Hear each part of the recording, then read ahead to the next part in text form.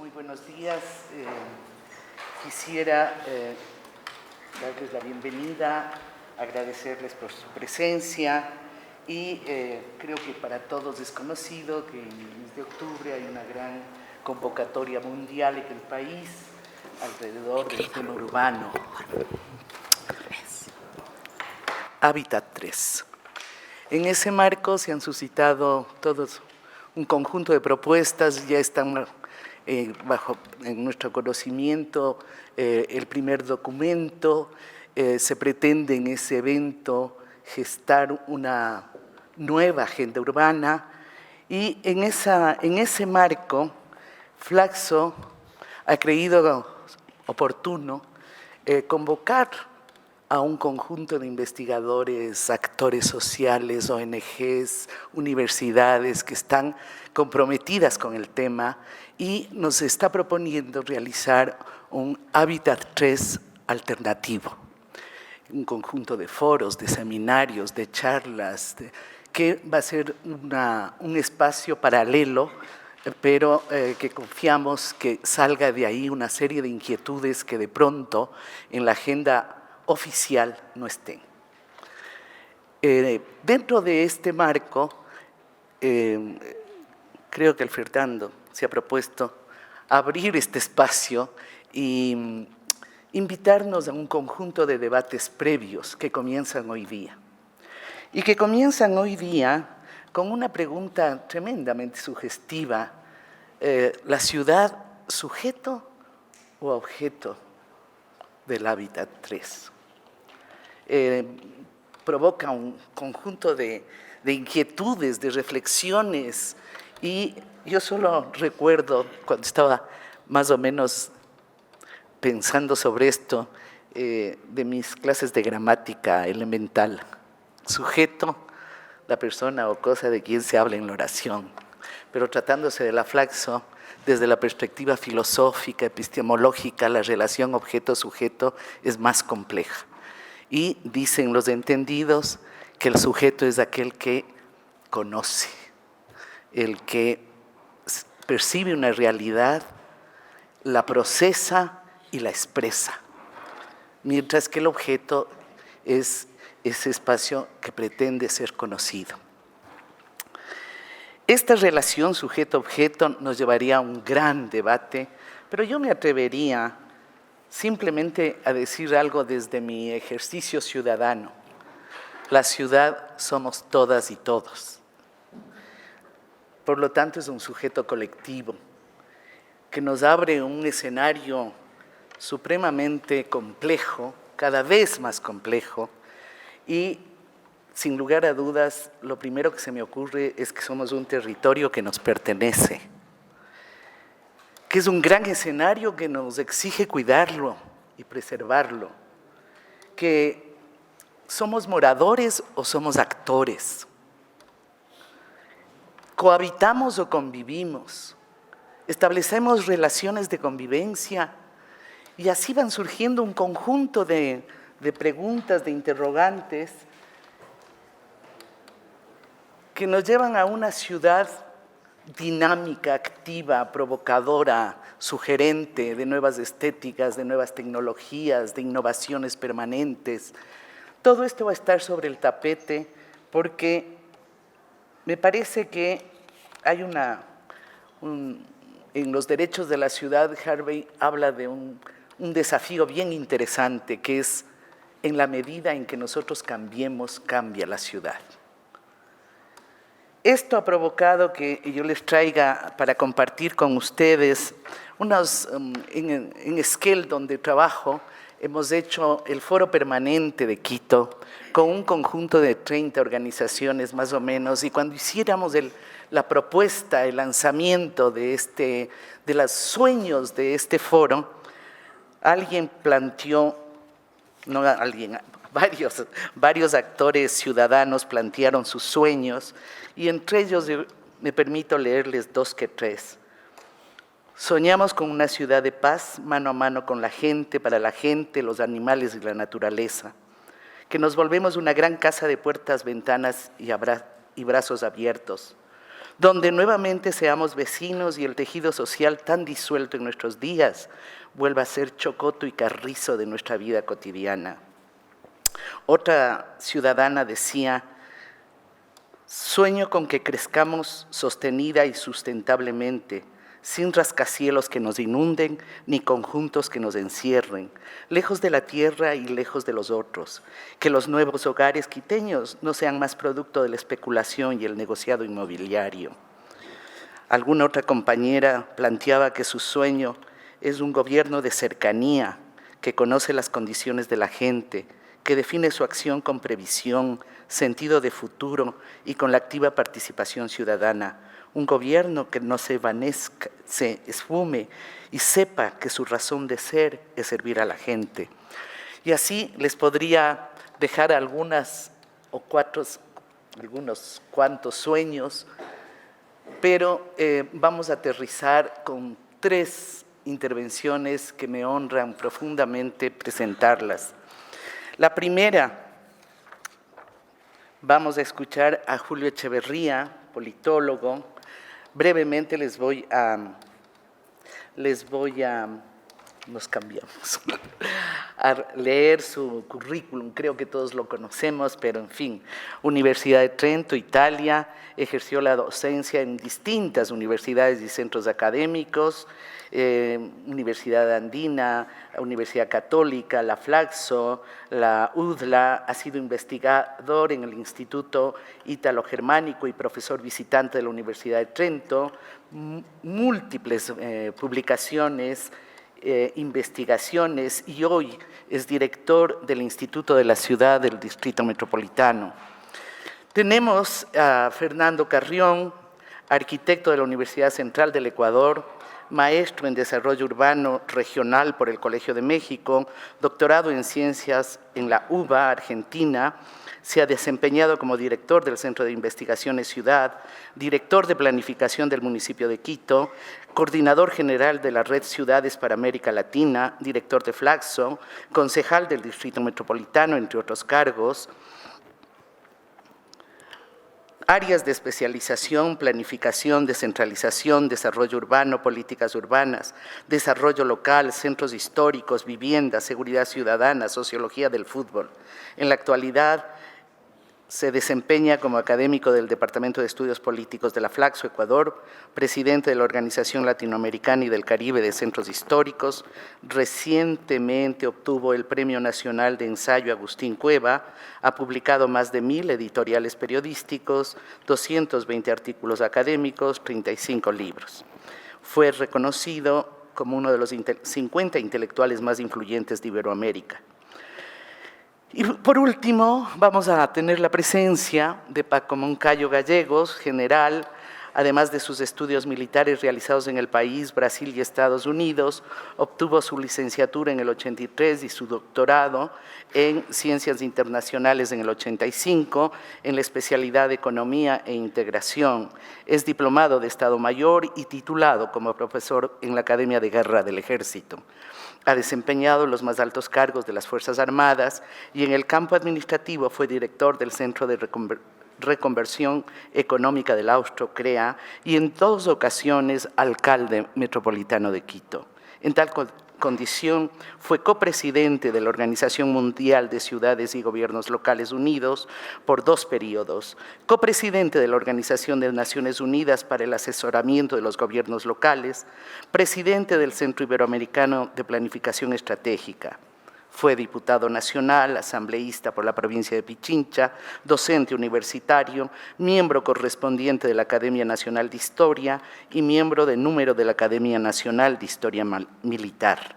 Ha escrito varios libros y publicaciones. Con ustedes, nuestros panelistas. Por favor, Julio.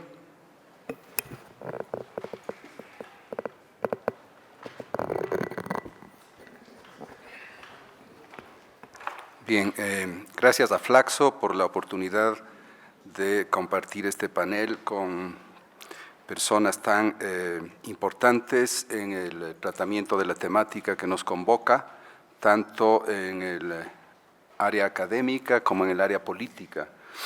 Es para mí realmente un honor y seguro que vamos todos a aprender, y yo, primero de ellos, de sus enseñanzas, de sus ideas en este panel.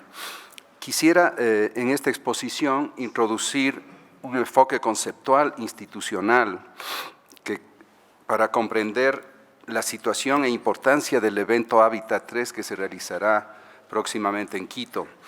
Para ese efecto, mi exposición la organizaré en 3 puntos.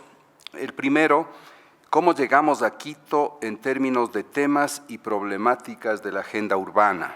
Creo que es importante que mientras se acerca el evento de octubre aquí en Quito, cada vez discutamos más el nivel de las temáticas que van a discutirse en ese evento, los conceptos, las posturas que allí se van a debatir. En segundo lugar, quisiera introducir el tema de en qué medida Hábitat 3 es una oportunidad para introducir temas y enfoques nuevos, o sea, para discutir o resignificar esa agenda.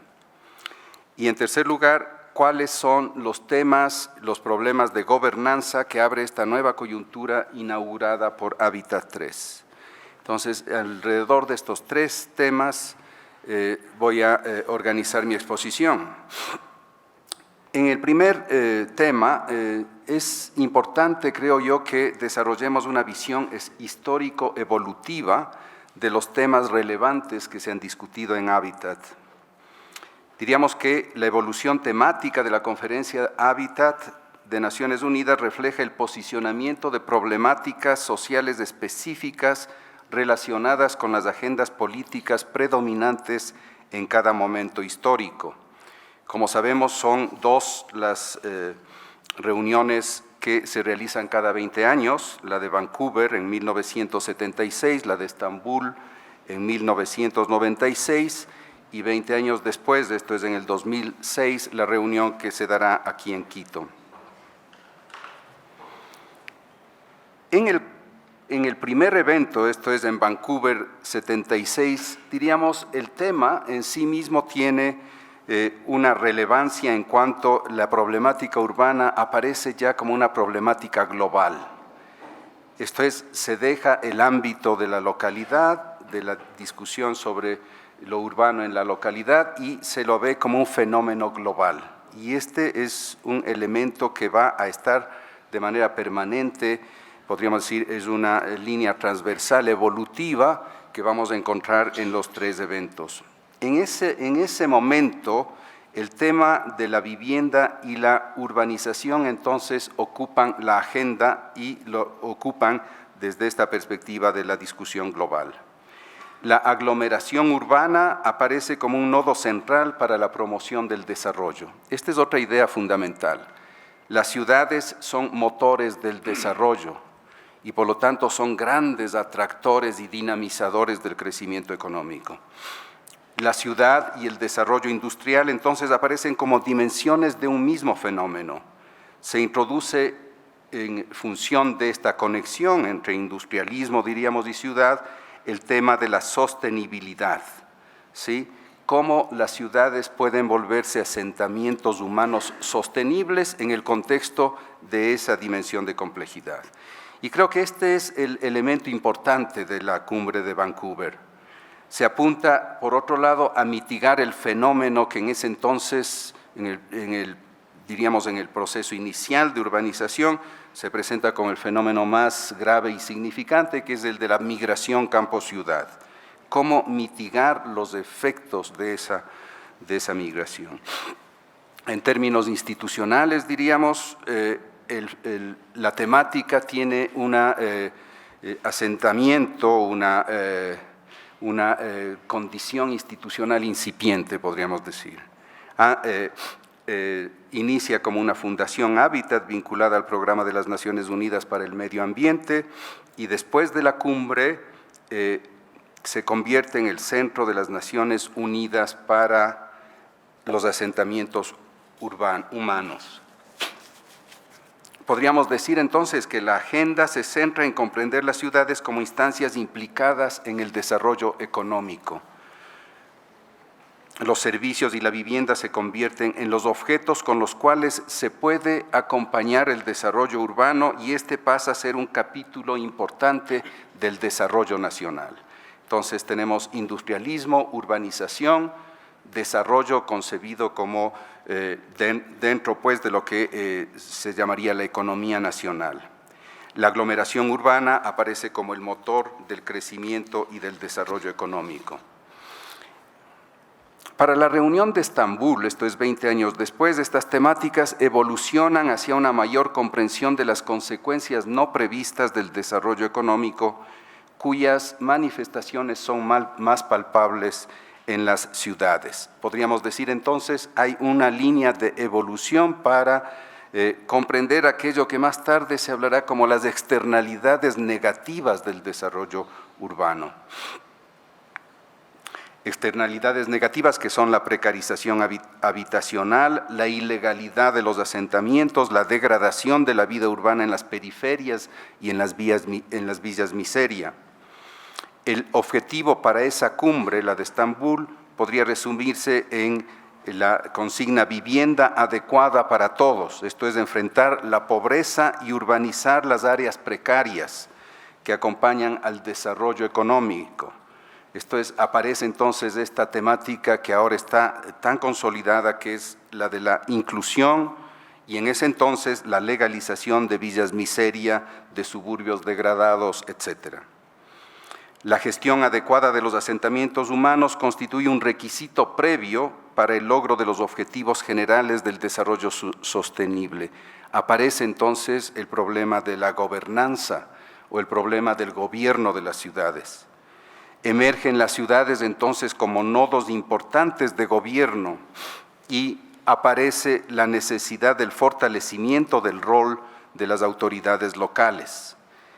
En el año 2004, se crea la Organización de Ciudades y Gobiernos Locales Unidos, de la cual nuestro contertulio Paco Moncayo fue en su momento presidente y importante animador de ese nivel de organización de la gobernanza urbana. Se crea la Oficina Regional para América Latina y el Caribe y se crea también en el 2002 el Programa de Naciones Unidas para Asentamientos Humanos. Podríamos decir entonces que estamos frente a una maduración institucional que acompaña la temática de identificación ya de las externalidades negativas con más claridad de las externalidades negativas del desarrollo urbano. ¿Qué es lo que pasa 20 años después? Estamos haciendo un recorrido bastante panorámico del fenómeno, diríamos, Hábitat Quito 2016, ¿qué es lo que nos plantea? Podríamos decir que el desarrollo urbano en general comienza a cambiar de perfil, las externalidades negativas de la aglomeración, esto es la contaminación ambiental, el tráfico vehicular, la disminución de la calidad de la vida, presionan hacia lo que yo denomino la fuga y la dispersión de las ciudades. Las ciudades dejan de ser polos de agregación y pasan a ser objetos de los cuales hay que escapar y salir afuera.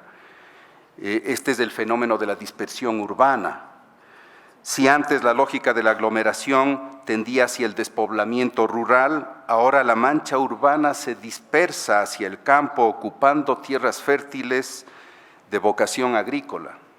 Podríamos decir, ese es uno de los fenómenos contemporáneos más graves, ¿sí? Y que requieren y exigen niveles bastante definidos de gobierno.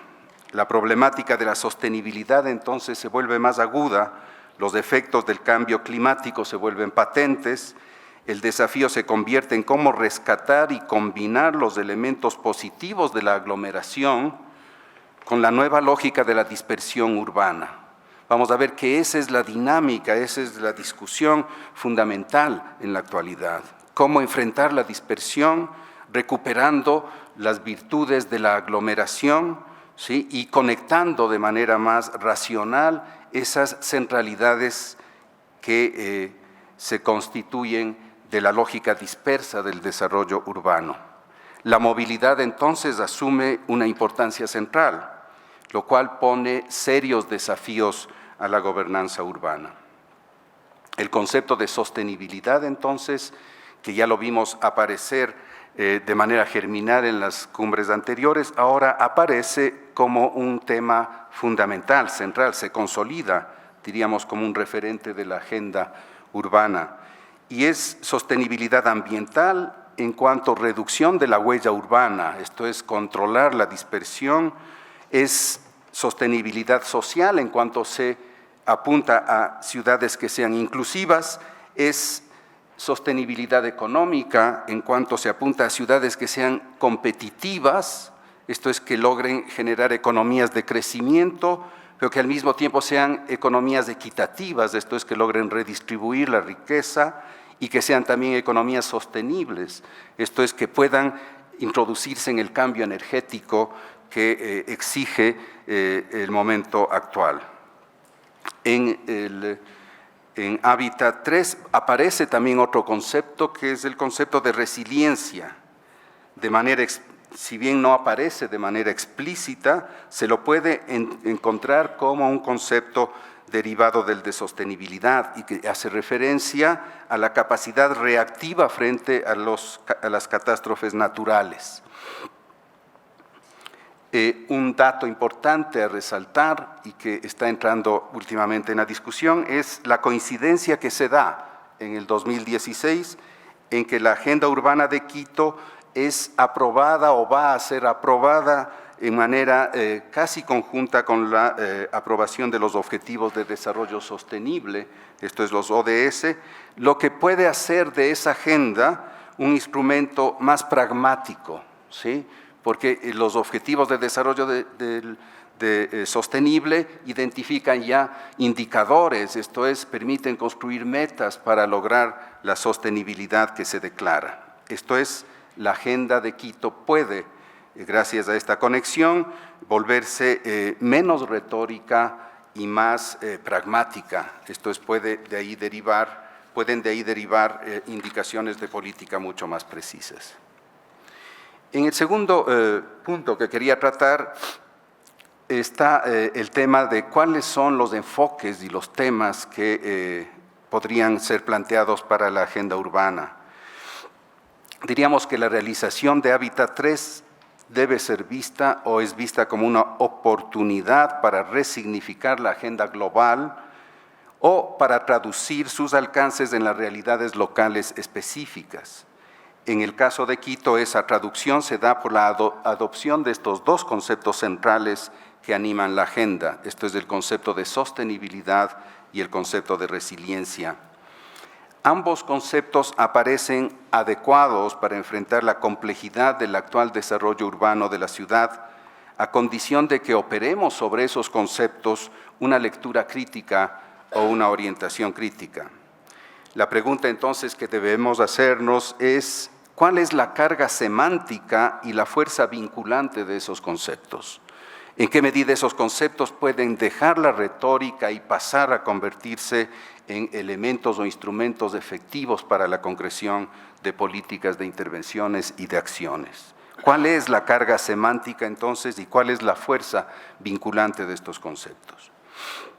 En las formulaciones del borrador de declaración que está ya en circulación, esta dimensión no llega a precisar las distintas determinaciones que podría tener la adopción de estos conceptos como ejes que estructuran la agenda urbana. En general, podríamos decir que su construcción corre el riesgo de quedar en la tradición de la formulación retórica sin derivar a una clara definición pragmática.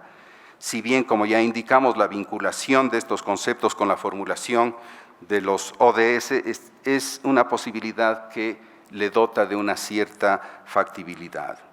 Los conceptos de sostenibilidad y resiliencia son congruentes con el paso de la ciudad hacia la nueva configuración a la cual hemos hecho referencia del desarrollo disperso, del desarrollo urbano disperso, con el actual desarreglo de las lógicas del desarrollo que se desprenden de las actuales dimensiones de la crisis, por la que están atravesando economías, por la que están atravesando ciudades y que se expresan en distintas direcciones, tanto en la deslegitimación de las instituciones de los estados nacionales, en la deslegitimación de su principio de representación, así como por la inconsistencia de las instituciones supranacionales que deberían completar a los estados nacionales en el marco del actual proceso de integración global. ¿Cómo estos conceptos, entonces,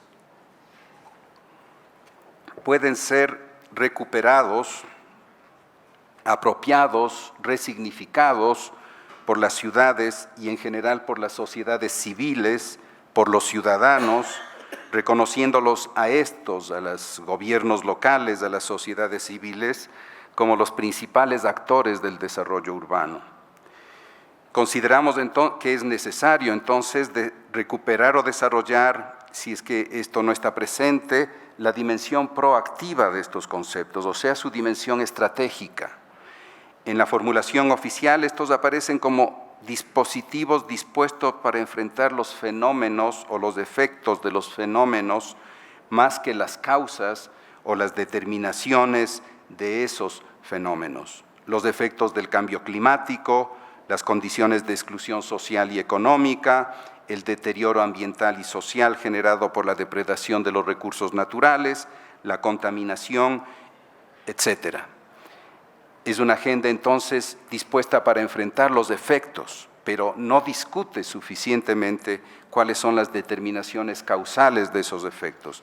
Y creo que es allí donde es importante que actores que no están vinculados desde la perspectiva oficial de la construcción de la agenda puedan identificar con claridad cuáles son esas dimensiones causales de estos fenómenos críticos.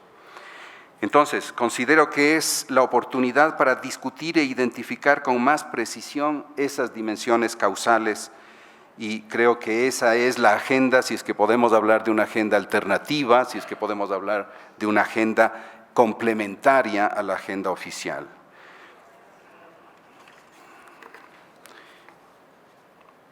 Creo que para lograr ese objetivo es necesario enfocar con más precisión el enfrentamiento de tres niveles de crisis que caracterizan a la situación actual. Por un lado, la crisis ambiental, como diríamos, utilización en extremis de combustibles fósiles, como exacerbación del extractivismo, como explotación de la renta de la naturaleza. Creo que la crisis ambiental tiene aquí sus determinaciones y es importante que las políticas que adopten las ciudades sean políticas que apuntan en dirección a revertir esos fenómenos, a abandonar esas lógicas. Las crisis económicas son extremadamente insidiosas en alterar las lógicas urbanas. Especialmente podríamos decir aquí la inestabilidad de los ciclos expansivos y restrictivos de la economía, la imposibilidad que demuestran las economías nacionales de controlar estas lógicas o estos ciclos expansivos y restrictivos que van generando lo que estaría en el origen de esta lógica de la dispersión urbana, ¿sí? Crecimiento, expansión, decrecimiento, recesión, lo cual está generando sistemáticamente, diríamos, la dispersión urbana. Y finalmente las crisis políticas, esto es la deslegitimación crónica de los sistemas políticos por efecto de la crisis de la representación. Esto limita el desarrollo institucional, esto compromete la capacidad de diseñar políticas de mediano y largo plazo. Los actores están implicados en tiempos políticos extremadamente cortos, hay insuficiencia en la capacidad de generar acuerdos y consensos, etc. Entonces, estos tres niveles de crisis, la crisis ambiental, la crisis económica, la crisis política, son los elementos sobre los cuales la ciudad debe intervenir para lograr efectivamente que la declaración de ciudad sostenible sea realmente una posibilidad efectiva.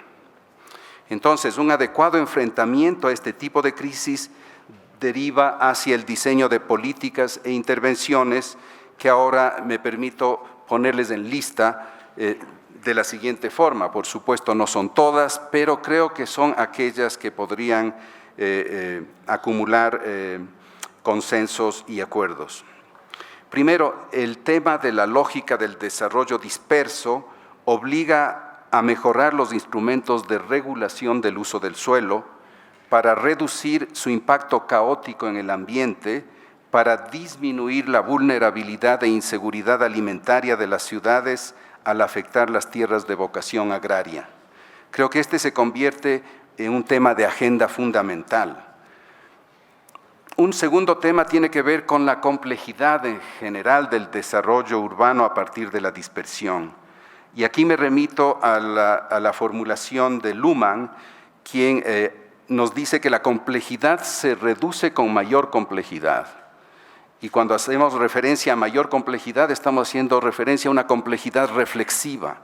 Esto es, a una complejidad que esté en capacidad de diseñar instrumentos adecuados de conocimiento y de comprensión de las problemáticas. Esto significa desarrollar la investigación, la generación de datos sobre la complejidad urbana. Y en ese tema, diríamos, nuestras ciudades están realmente retrasadas. Esto es, contamos con una débil estructura de investigación, de generación de datos que nos permitan conocer de mejor manera la situación de nuestras ciudades. La construcción de un índice de calidad de vida, como es lo que actualmente está desarrollando el Instituto de la Ciudad, es, creo yo, un adecuado instrumento de medición de esa complejidad con fines de planificación y de definición de políticas. Si no tenemos un sistema de indicadores que sea lo suficientemente inteligente, no vamos a poder medir la eficacia de las intervenciones urbanas en materia de sostenibilidad. Un tercer elemento, considero que es muy importante, el desarrollo de políticas de movilidad integrales y que sean multimodales, que reduzcan el impacto ambiental mediante el uso de nuevas tecnologías y de energías renovables. Si planteamos que la dispersión es el fenómeno, la movilidad va a ser uno de los temas centrales. Cómo conectar de manera sustentable, sostenible, la comunicación entre estas nuevas centralidades. Y estamos viendo que Quito está caminando en esa dirección. Por último, el tema del necesario fortalecimiento de la gobernanza metropolitana bajo un nuevo concepto de descentralización que fortalezca la gestión local, conecte a la ciudad con redes globales y potencie la participación ciudadana. Creo que este es un tema fundamental y que tiene que ver con esta dimensión institucional que es necesaria para poder cumplir con los objetivos temáticos de la agenda. Bien, finalmente el tercer punto que quería tratar, esto es el tema de la dimensión de la gobernanza en Hábitat 3. Diríamos que el proceso de Hábitat 3, la construcción de la agenda, supone una operación tecnopolítica que se genera en el ámbito de las Naciones Unidas. Diríamos en un ámbito de gobernanza internacional en el cual se destaca el rol protagónico de las estructuras tecnoburocráticas de las Naciones Unidas, esto es organización intergubernamental que representa a los estados nacionales y más específicamente a sus gobiernos. Los cuestionamientos al Hábitat 3 tienen razones entonces plenamente fundadas, tienen que ver con el grado de legitimidad y representatividad de sus intervenciones y por esa vía con la eficacia y legitimidad al momento de estructurar y gestionar sus agendas, en este caso la agenda de Hábitat 3. Por el lado de su eficacia, lo que se acusa es su excesivo nivel retórico, su escasa correspondencia con una pragmática política que logre realmente ejecutar sus alcances. ¿Cuánto en realidad participan los actores de la ciudad, sus gobiernos, en la construcción de estas agendas? Creo que esa es una de las preguntas fundamentales. ¿Qué capacidad de incidencia tienen las políticas locales para reducir las complejidades que se derivan de políticas nacionales o del impacto de lógicas globales como son las migraciones forzosas, los refugiados, etcétera? En otras palabras, ¿en qué medida los gobiernos locales son los efectivos protagonistas de la implementación de estas agendas construidas para ser gobernadas por ciudades en las cuales éstas tienen reducida incidencia? Creo que este es el problema central de gobernanza de Hábitat 3. En el caso de Quito estamos frente a una dimensión que camina necesariamente a la autonomización de las estructuras de gobernanza, pero esa autonomización no se ve reflejada en las instituciones que en este momento están conduciendo el proceso. La ciudad dispersa tiende a configurar relaciones que se manifiestan como múltiples centralidades, ya lo hemos dicho. Esto es posible una vez que el territorio ha experimentado un proceso evolutivo que le permite contar con estructuras que garantizan su autonomía funcional y su identidad frente a sus entornos. El sistema territorial del Distrito Metropolitano de Quito cuenta con ese patrimonio sistémico, con una experiencia social e histórica acumulada y viva en su arquitectura física e institucional, en su misma condición medioambiental, etcétera. En las circunstancias actuales, Quito entonces requiere diferenciar con más claridad de lo que se ha hecho ya en el pasado sobre los modelos de descentralización. Diríamos el modelo convencional actualmente vigente y el modelo autonómico que aparece como una clara línea de política en materia de gobernanza. La vía convencional o tradicional que genera unidades subnacionales por división según una malla territorial que diferencia provincias, cantones y parroquias, y de manera distinta la vía autonómica, que no responde a esta división jerárquica, sino que plantea la conformación de unidades en función del desarrollo, evolución y naturaleza del sistema territorial local. Creo, para terminar, que este es un desafío central para la gobernanza en las actuales condiciones y aparece como un requerimiento para que la ciudad pueda verse a sí misma como sujeto y no como objeto en el contexto de Hábitat 3. Muchas gracias.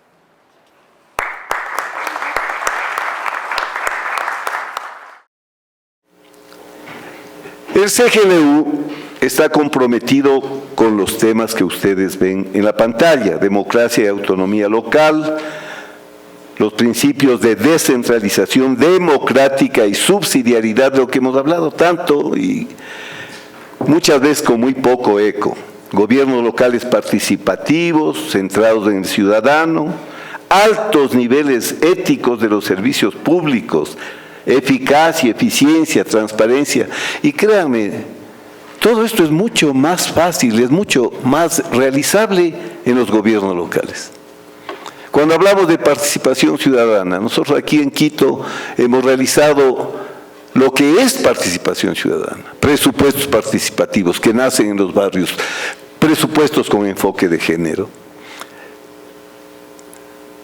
Hagan eso a nivel nacional y lo que resulta es una función de participación ciudadana del Estado para designar a las autoridades que el gobierno central quiera que sean las que ejerzan superintendencias, órganos de control en definitiva.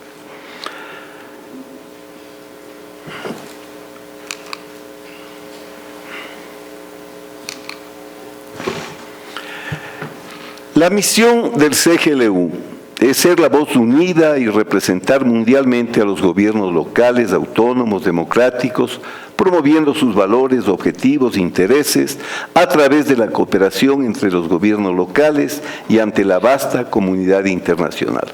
Como ustedes ven, el Buró Ejecutivo tiene 106 miembros, el Consejo Mundial 318 y la Asamblea, todos los que son miembros del CGLU. Los temas del CGLU. Miren, el CGLU nació en el 2004 y en el 2005 yo presidía esta representación mundial. Aquí no se sabe nada de eso porque nunca se publicó en ningún medio, aunque todos lo sabían, pero así somos. Miren, nos reunimos con Kofi Annan, con Jan Eliasson, y lo que estaba en el fondo de nuestro mensaje es lo que yo dije en esa ocasión y que ustedes ven ahí escrito. Manifestamos nuestra decepción por la debilidad con que se hace referencia a los gobiernos locales en el proyecto de declaración final, cuando desconocen que todos y cada uno de los objetivos se tienen que alcanzar con las ciudades o no se van a alcanzar con las ciudades. Pero sí logramos que Kofi Annan lo diga. Si ustedes revisan los entonces ODM, hoy ODS, van a ver que sin las ciudades eso no se puede hacer. Vamos atrasados con esto.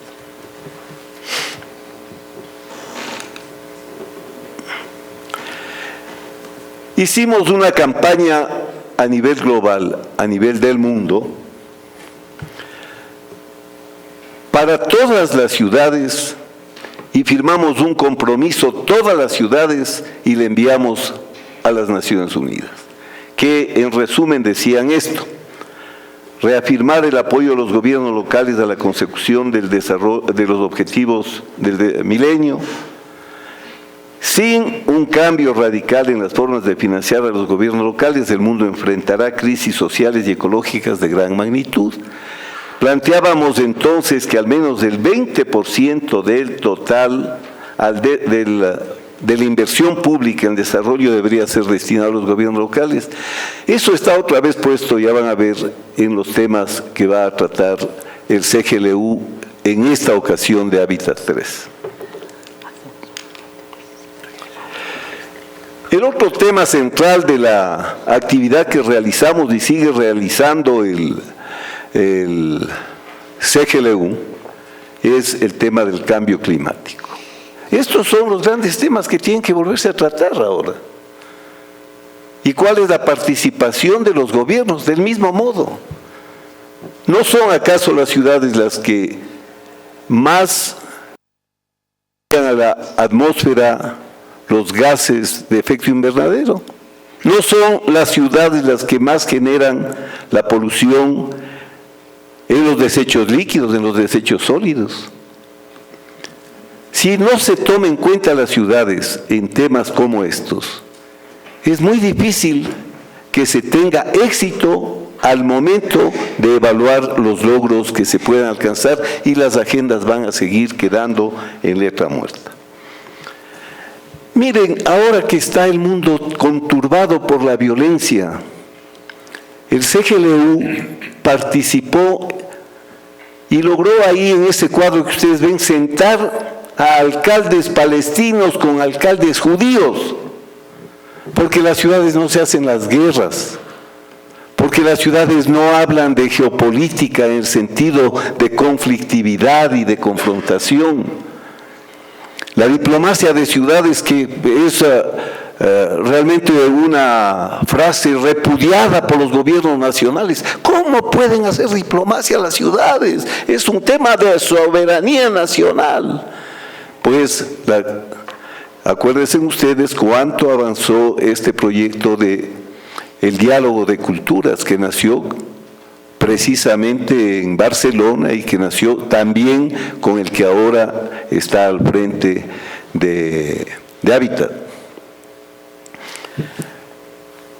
Y vinculado con el tema del cambio climático, este es un tema que también los ecuatorianos deberíamos haber reaccionado. La primera línea de defensa frente a los riesgos son las alcaldías. Ustedes han visto en estos graves problemas de Manabí, de Esmeraldas, actuando a los alcaldes. Han visto más bien ministros yendo a ser coordinador, porque claro, no hay ningún sentido en la forma como respondemos a los riesgos. Esto es algo que debería pensarse. Y lo mismo, miren,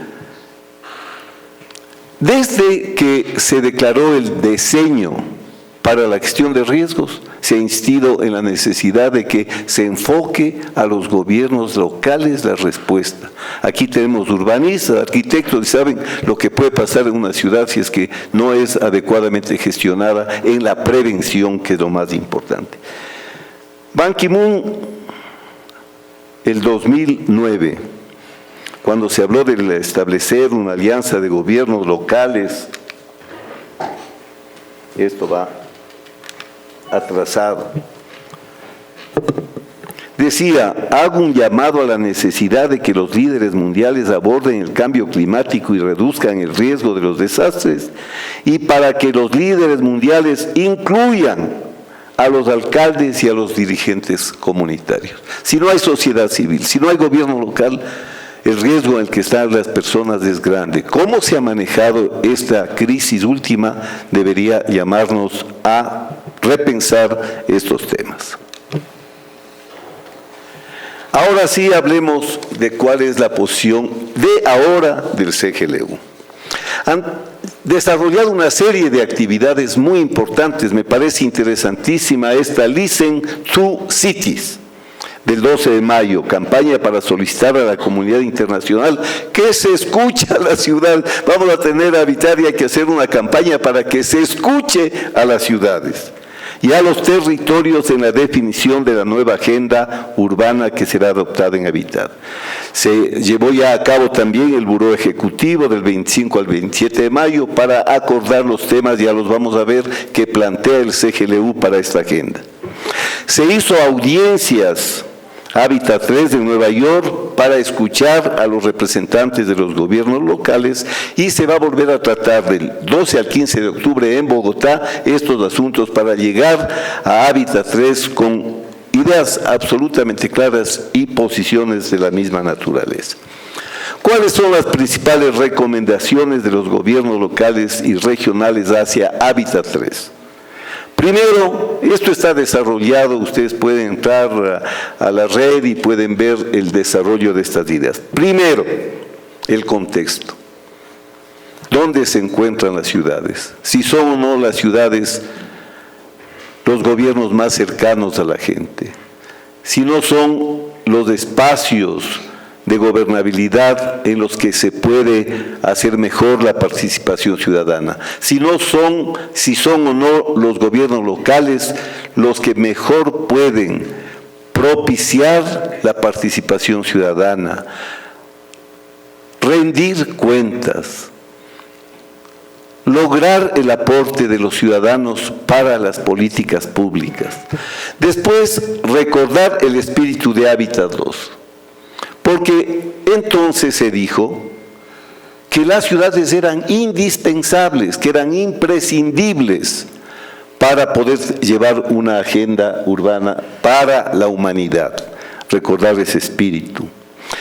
También se plantea una única agenda universal, y esto es sumamente importante, porque si vamos a tener una agenda desvertebrada y que no considere los objetivos de desarrollo sustentable, que no considere los resultados de COP21, de los acuerdos ambientales, que no considere los compromisos de Addis Abeba sobre el financiamiento del desarrollo referido a los gobiernos locales, va a salir un documento que no sirva para el contexto de las ciudades. Además, lo que se está pidiendo es que se entienda, y eso hasta aquí deberíamos pensar en el Ecuador, la enorme diversidad que existe entre las ciudades, que esa agenda debe ser tan general como para abarcar a todos, pero con énfasis suficientes en los aspectos fundamentales.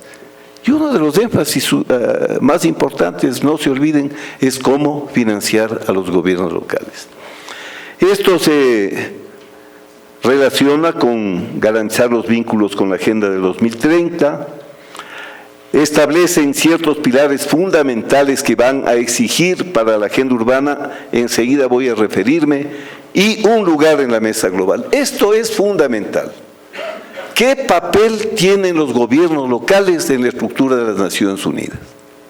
Están exigiendo que por lo menos tenga una relación similar a la de la OIT, de manera que sean parte de la estructura y no convidados de piedra que asisten y no tienen capacidad de decisión o de influencia. Les voy a dar rápidamente los pilares. Construir un gobierno local y regional más fuerte y responsable para impulsar el desarrollo inclusivo y sostenible, fortalecer la planificación estratégica, eso que aquí en Quito no funciona. Se han hecho los planes desde cuánto tiempo y siempre llega un nuevo alcalde y se acabó lo planificado. Renovar el contrato social y colocar el derecho a la ciudad en el centro de la agenda urbana. Liberar el potencial de los territorios para promover políticas económicas. Pero si hoy se habla, pues, no de las ciudades como los nodos fundamentales para el desarrollo de la economía, de ciudades competitivas, de ciudades productivas. Sin embargo, esos temas no han sido tratados, se plantea que se los trate.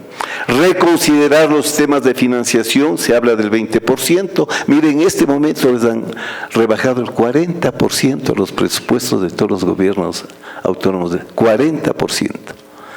Eso les pone en una situación inclusive política muy difícil, especialmente a los medianos y pequeños.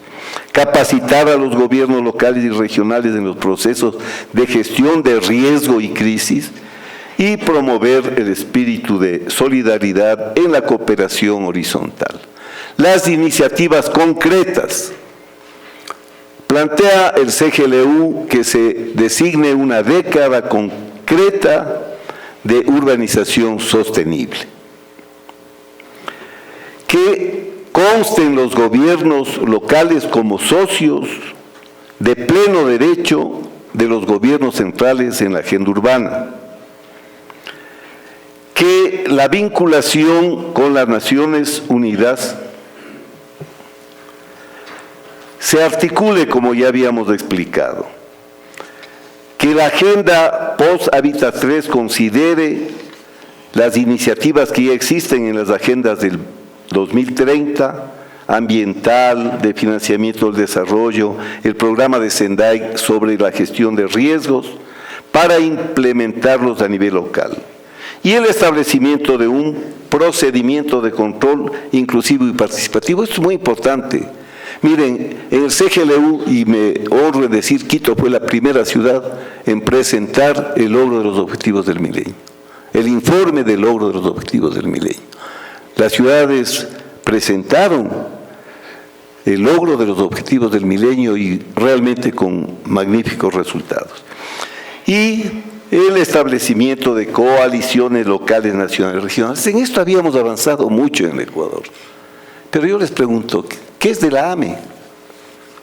Yo fui alcalde hace tanto tiempo y tengo que seguir defendiendo cuando se publican leyes como esta de control del espacio público y gestión del espacio público, competencia constitucional de los municipios, que hoy se traspasa a la rectoría sin ningún sentido al gobierno central y se crea inclusive una superintendencia. ¿Dónde está la autonomía? O sea, vamos al revés. ¿Y dónde está la AMI? ¿Y dónde está el CONCOPE? Que eran espacios de lucha por la descentralización, por las autonomías. Concluyendo, tenemos que cambiar a la ONU. No solamente por estos aspectos, por muchos aspectos. Miren, en la posguerra fría, las Naciones Unidas cada vez tienen menor peso. El Consejo de Seguridad, que es el único organismo con poder, obedece a la lógica de la posguerra mundial segunda. En el tema de representación, no hay legislativo, ni siquiera un incipiente legislativo.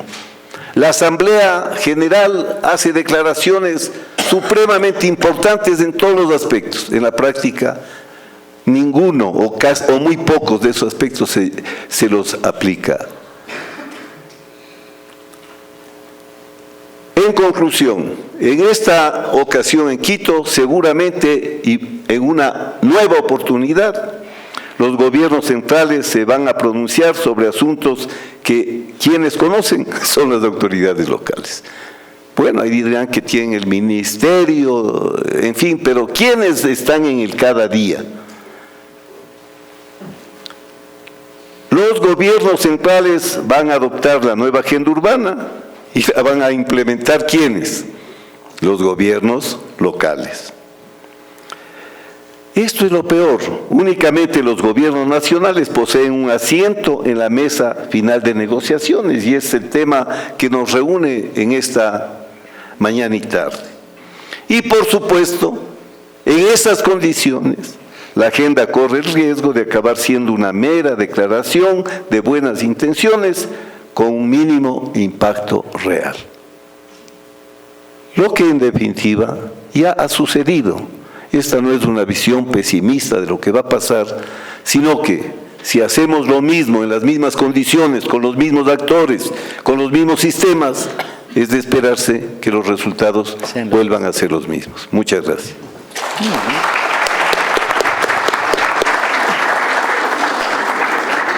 Le pedimos a Fernando Carrión que nos ayude con su participación. Muchísimas gracias, Dolores. Un saludo cordial a todas y a todos. Lo que voy a presentar yo tiene el título de la ventriloquía de Hábitat 3. Ustedes sí saben lo que es un ventríloco y cómo durante mucho tiempo estos muñecos hablaron a través de otras personas, básicamente por la barriga, que era el mecanismo principal a través del cual la ventriloquía se desarrollaba. Son 5 temas. Son 5 temas que voy a desarrollar. Uno primero que me parece que es importante, ¿qué pasó de Hábitat 2 a Hábitat 3? Yo tuve la oportunidad de hablar con Jean-Claude como hace un año y medio y le planteé si habían evaluaciones respecto de lo que se había aprobado y lo que se había ejecutado de Hábitat 2 para llegar a Hábitat 3. Y la respuesta lacónica que me dio fue básicamente lo que nosotros estamos pensando es en el futuro, no en el pasado.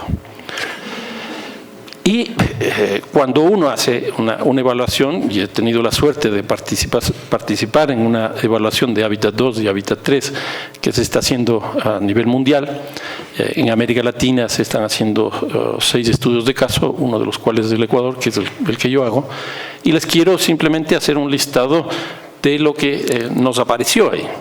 Una primera cosa es que se firman los compromisos, un poco lo que decía el general hace un momento, y cada uno se va a su casa esperando dentro de 20 años otra reunión. Los compromisos no se honran, los compromisos no existen. Incluso los que firman no son los que terminan después de 20 años. Yo creo que eso tiene más bien una cuestión positiva porque hay un cambio en cada uno de los países. Pero cuando uno ve que partidos políticos también pasa lo mismo y que en algunos casos partidos políticos que firmaron en el 96 y que ahora están en el 2006 en el poder, tampoco significa absolutamente nada. El compromiso no existe. Una segunda cosa que se vio, y en esto es a nivel mundial, que el crecimiento económico tampoco garantiza en absoluto que se cumplan estos objetivos, estos compromisos. El caso más importante que hemos debatido justamente en estos días en la Argentina es el caso de China. China ha tenido crecimientos 11, 12, 13, 14 puntos del PIB y los resultados pues son más bien regresivos a lo que se planteó en 1996. En tercer lugar, que el hecho de que esté en una constitución tampoco garantiza absolutamente nada. En América Latina hay 2 países que tienen registrado en sus constituciones el derecho a la ciudad. En el Ecuador en el 2008, es decir, hace 8 años, está explícitamente señalado en un artículo que hay el derecho a la ciudad en el Estado ecuatoriano. ¿Qué es lo que vemos hoy día? Una cantidad de grupos moviéndose por el derecho a la ciudad a nivel mundial para Hábitat 3. ¿Y por qué no hemos debatido el derecho a la ciudad en el Ecuador dentro del marco jurídico que ya existe? Hay muchas personas que ni siquiera saben que está dentro de la Constitución el derecho a la ciudad. Entonces la Constitución tampoco garantiza absolutamente nada. Y aquí hay un debate entre algunos países. Por ejemplo, los Estados Unidos están en contra del derecho a la ciudad. Colombia también, paradójicamente. ¿Y por qué? Porque ellos lo que firman hacen. Y tienen mucho pavor de que les aparezca el derecho a la ciudad como una reivindicación que después ellos no puedan cumplir. Nosotros no tenemos ningún problema en firmar que quede ahí, nadie lee, nadie se acuerda, ahí queda. ¿Quién reivindica nuevamente aquí en el Ecuador el derecho a la ciudad? Ahora con Hábitat 3 todos nos organizamos en función de eso. Una tercera característica es la discontinuidad que existe en estos 20 años. Pónganse a ver el caso ecuatoriano. 96 se firma esto en Estambul, 2000 crisis económica que nos lleva a la dolarización. Otro país. 2007 presencia de la revolución ciudadana que nos plantea una cosa totalmente distinta en términos de retorno de lo público, y en el 2008 se consagra una nueva constitución altamente garantista. Otro país. 2014, la crisis económica que estamos viviendo, otro país. ¿Cómo en este proceso de 20 años con 3 coyunturas tan marcadas en el caso ecuatoriano, que no son muy distintas de algunos de los países en América Latina, podemos garantizar un acuerdo que pueda cumplirse en estos 20 años? Y aquí viene una pregunta: ¿qué sentido tiene hacer cumbres cada 20 años en el mundo, cuando estamos viviendo una época de modernidad donde todo es líquido, según Zygmunt Bauman? Todo cambia, todo cambia, todo cambia. Las computadoras cada 2 o 3 años tenemos que cambiarlas. Las ciudades, uno va, qué sé yo, a cualquier ciudad de América Latina 5 años después y es poco lo que uno termina reconociéndolas. ¿Por qué pensar 20 años? ¿No será bueno o mejor 5 años, una década? Pero me parece que eso habría que pensar. Pero no pensamos porque estamos pensando solo el futuro. ¿Qué quiere decir esto? Que la historia no tiene sentido para Hábitat. Y por lo tanto no sabemos cómo llegamos a esta situación en 2006, octubre 17 al 20, en Quito, para formularnos la nueva agenda urbana. Ustedes saben, lo nuevo viene de lo viejo. Para que haya algo nuevo, tiene que haber algo que queda, que está siendo superado, que es distinto. Pero si nosotros no creemos en la historia, si nosotros no hacemos un balance, ¿cómo podemos definir que, además no tengo la menor idea después de haber leído los 2 borradores, los 2 draft 0 que tiene Hábitat, yo no veo una agenda, ni veo nada nuevo porque no hay nada viejo que se está superando. No hay la historia. Entonces, ¿es posible plantearse una nueva agenda? A mí me parece que algo por ahí está fallando. ¿Qué es lo que ocurre ya con la declaración de Hábitat? Este ha sido un proceso muy largo que empieza con los informes nacionales. Por cierto, de los 40 y tantos países que tiene América Latina, solo 8 países han hecho sus informes, entre esos el Ecuador.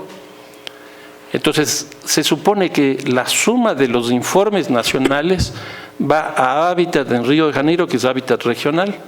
Ahí se procesa, efectivamente procesaron conjuntamente con la CEPAL, contrataron como corresponde consultores y consultorías. Se hizo un nuevo documento, eso fue en Nairobi. En Nairobi juntaron todo lo que proviene de los distintos continentes, contrataron a otra consultoría privada, hicieron el documento y eso es lo que está circulando este rato. El primero y el segundo, no sé cuántos más. Bueno, ¿quién va a firmar esos acuerdos? No va a firmar un solo alcalde. Van a firmar los gobiernos nacionales. La ciudadanía no ha estado presente. Eso es lo que vamos a tener aquí en Hábitat 3. Por eso es que nosotros hemos pensado conjuntamente con muchos amigos y muchas instituciones en plantear una cosa alternativa. Esto no puede ser así. Hay que darle la palabra al municipio, hay que darle la palabra a los actores principales, la ciudadanía. Y para eso voy a plantearles 3 temas. Un objeto sin sujeto, que sería el caso de la ciudad. Lo que yo vengo sosteniendo, hemos entrado no en una agenda, sino en un urbanismo de las palabras. Y tercero, algunas ausencias graves, gravísimas, que están en estos documentos. La ciudad como objeto sin sujeto. Esas cosas. Por fin. fin un general le apoya a la ciudadanía. Claro, pues. Es que yo ya me equivoqué como 5 veces. Tengo que ser solidario con mi compañero. Con alguno. Bien, ¿qué es lo que tenemos aquí? Julio hace un rato ya hizo un análisis de la trayectoria, pero me gustaría remarcar algunas ideas. En 1975 se crea la Fundación Hábitat, como decía Julio, con la finalidad de formular políticas sobre hábitat y asentamientos humanos y organizar estas grandes cumbres. A mí me parece que en el año de 1975 eso fue un avance muy importante, porque Naciones Unidas, es decir, todos los países del mundo, reconocieron a la ciudad como un problema internacional. Así, hasta ese momento no había algo así. Y Naciones Unidas crea una propia institución dentro de su institución para que vele por las ciudades. Organizan en el 76, es decir, un año después, en Vancouver, la primera reunión de Hábitat. Y aquí los dos temas principales fueron migración y asentamientos humanos, para sistematizar. ¿Por qué migración? Porque vivíamos esa gran oleada de la migración del campo a la ciudad. Por poner un ejemplo de América Latina, en 1950 el 41% de la población vivía en ciudades, en la actualidad casi el 82% de la población vive en ciudades. Es decir, se duplicó la población en ciudades y eso produjo unos cambios notables en las ciudades, como por ejemplo el aparecimiento de lo que aquí llaman asentamientos humanos, que en Brasil se llamaron favelas, en Perú pueblos jóvenes, en Argentina villas miserias, en Quito barrios periféricos, en Guayaquil suburbios, etc. Ese fue el tema. ¿Se paralizó eso? ¿Se procesó eso? Pues la verdad es que no. Luego llega Hábitat 2. Aquí el tema ya no son dos problemáticas claras, sino son 7. Ya se multiplica por un poco más de 3 los temas. Quizás los más significativos sea el de la sostenibilidad, que incluso Hábitat nace con esa misión, el tema ambiental. Está el tema de la infraestructura y creo yo que lo más significativo fue vivienda y género.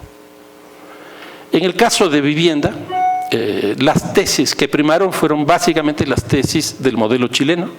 Esto es el subsidio a la oferta, no a la demanda como se cree, que hoy día es impresionante. México tiene 5 millones de viviendas vacías, Brasil tiene 3 millones de viviendas vacías, y así Argentina tiene 1 millón de viviendas vacías, y así sucesivamente. Fue una respuesta frente al déficit desde la óptica de la oferta, no desde la demanda. Entonces, por eso fue una vivienda privada de ciudad, en el doble sentido privado. Privado en el sentido de que se auspició principalmente la construcción a través de las empresas, y privado de ciudad porque estaba al margen de la ciudad. Se empezó a construir estos millones de viviendas fuera de la ciudad. Y se hizo esto en un contexto histórico de cambio fundamental. Las tesis del neoliberalismo y de la globalización que surgieron en los acuerdos de Washington. Y eso fue lo que se impulsó desde aquel momento. Llegamos a Hábitat 3 con la nueva agenda urbana. Como les decía, no entiendo esto de agenda porque no me parece que está claro. Simplemente está enumerado una serie de temas, incluso con esta nomenclatura o con esta forma que tiene Naciones Unidas de numerar cada uno de los párrafos, y bueno, son como 20 páginas, 18 páginas si no me equivoco, cada párrafo con su número. ¿Quién convoca a Hábitat? Básicamente Naciones Unidas, a través de Hábitat, que es la entidad que organiza, porque esa fue la misión desde el principio. Están los organismos internacionales y están los gobiernos nacionales.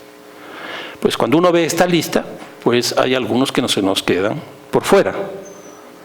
La ciudad está presente, pero no su representación. No están los municipios, no están los gobiernos locales. ¿Cómo se puede hablar de la ciudad si la expresión máxima de la representación de esa ciudad, el gobierno municipal no está presente. ¿Quién conoce de los problemas de la ciudad? El general ya lo señalaba. No lo conocen los gobiernos nacionales. Yo les recomiendo que lean el informe nacional.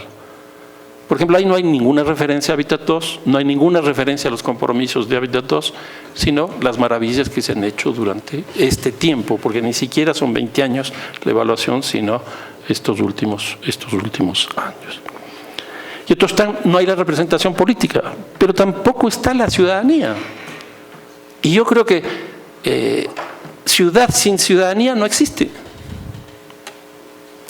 Y autogobierno de una ciudad que no se represente tampoco existe. La ciudad básicamente son esas dos cosas, la ciudad no es otra cosa más que una comunidad política, es la polis. Y está constituida a partir de la ciudadanía, a partir del espacio público donde se construye esa ciudadanía. Ahí aparecen los derechos y los deberes, ahí aparece el derecho a la ciudad. Si no está el autogobierno, si no está el gobierno local, si no está la ciudadanía, lo que ocurre es que existe el ventriloquismo. Para hablar en quiteño, alguien nos da hablando. Nosotros no, la ciudadanía no, los municipios no. Y el rato de firmar los documentos tienen solo voz, y no todos, pero no tienen voto.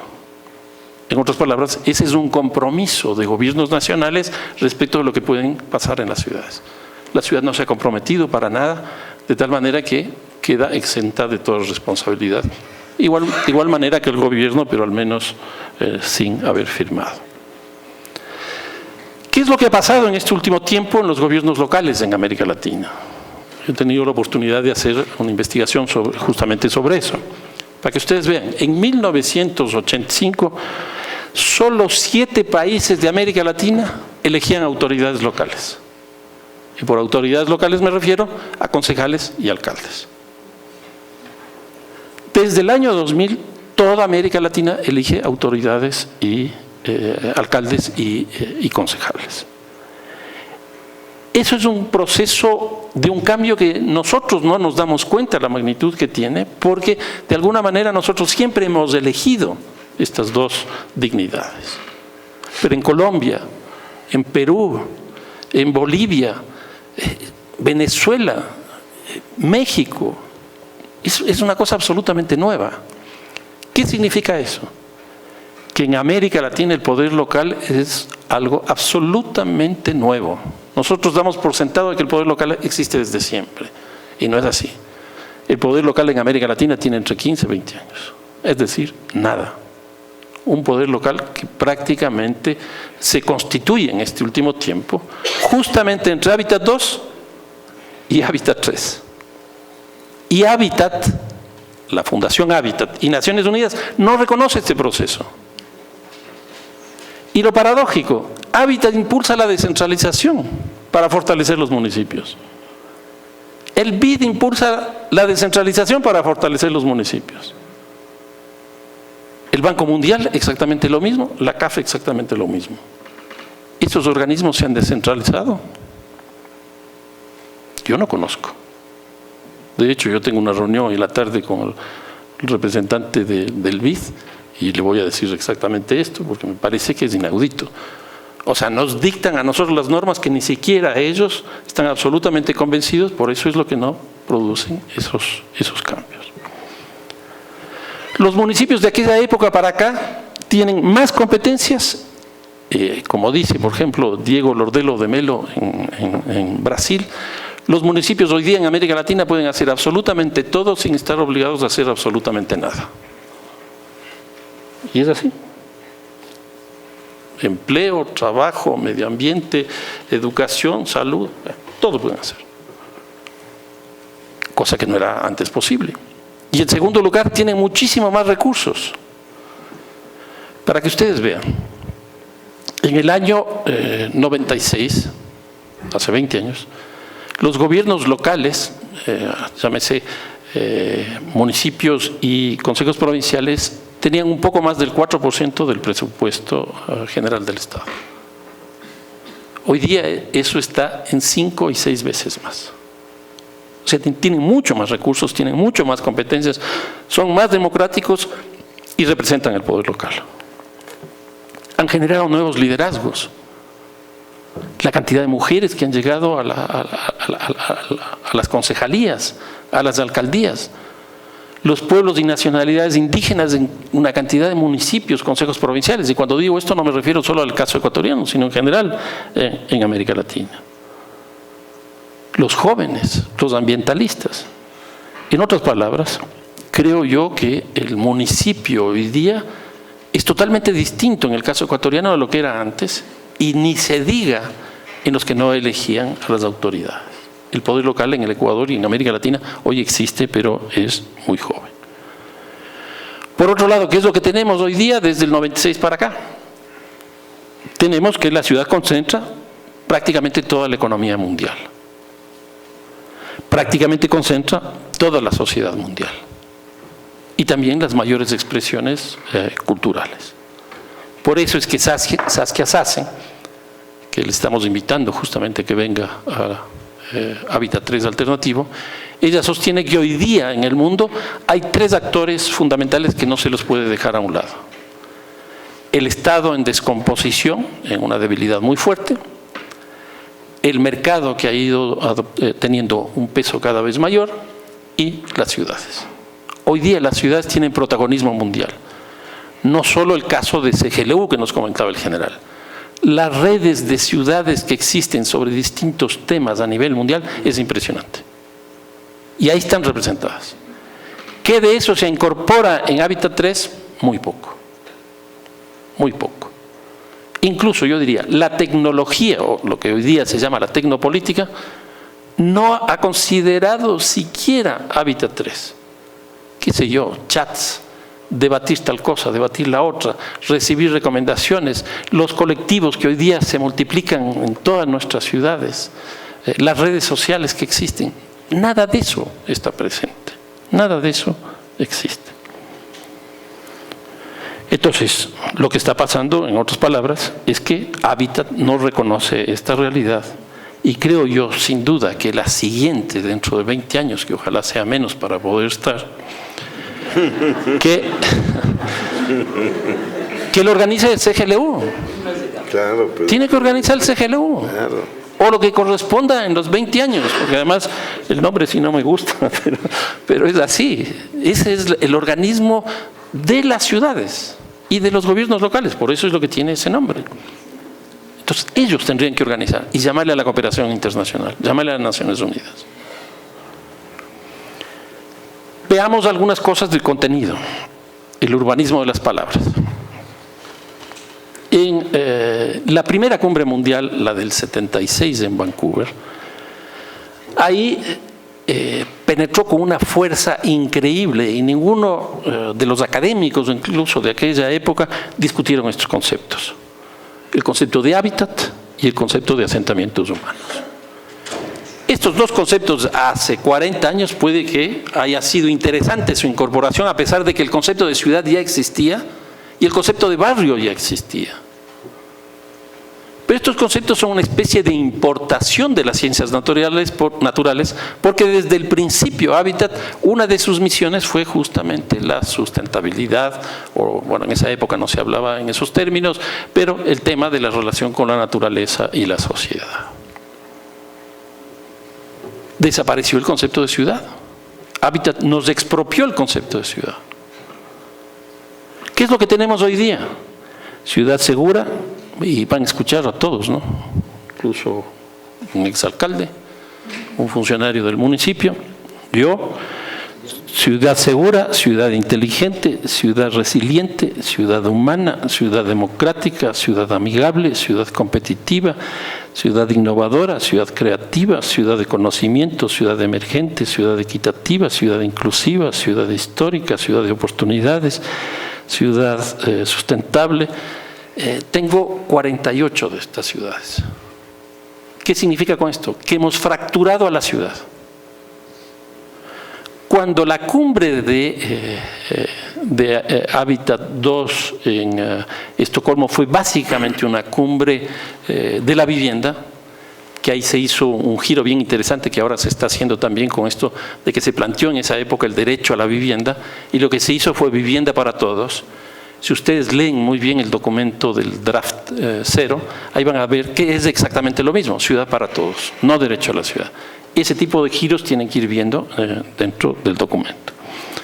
Pero en el fondo lo que hemos hecho es destruir el concepto de ciudad. O sea, asentamiento humano no es otra cosa más que un botadero donde llegan las personas, se constituyen en ilegales, en informales, que no están dentro de la ciudad.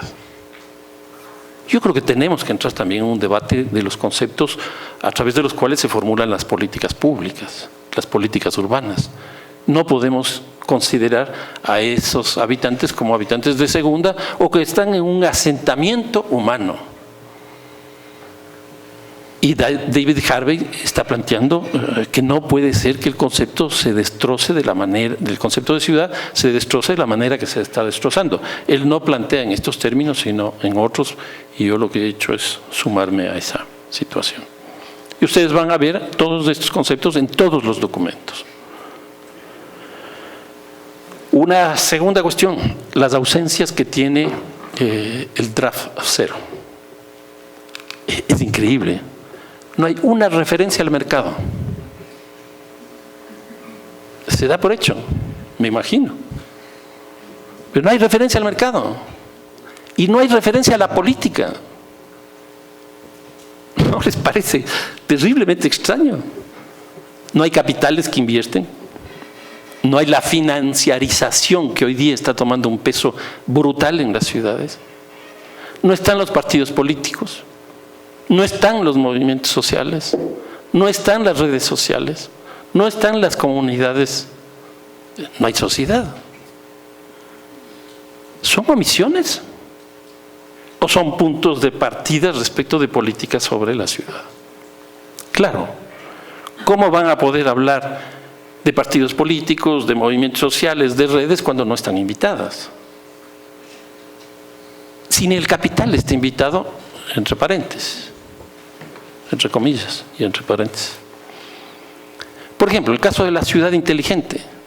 Yo he estado trabajando esto un poco y lo que me di cuenta es que la ciudad inteligente es una reivindicación de IBM. Claro. De la IBM. La ciudad resiliente, he visto también que en algunos análisis de género, aquí está Licia, ojalá no diga alguna barbaridad, pero en general las mujeres han asumido el concepto de resiliente, es decir, si ya les pegaron una vez, sean más fuertes y reciban en la otra mejilla. Y exactamente lo mismo pasa con las ciudades. Pero miren el concepto de resiliente cómo opera hoy día con el Brexit en Gran Bretaña. Yo creo que hay una rebelión de los territorios en Gran Bretaña, impresionante. Escocia y algunas otras, Irlanda, están pidiendo otro plebiscito porque no están de acuerdo en salirse de la Unión Europea.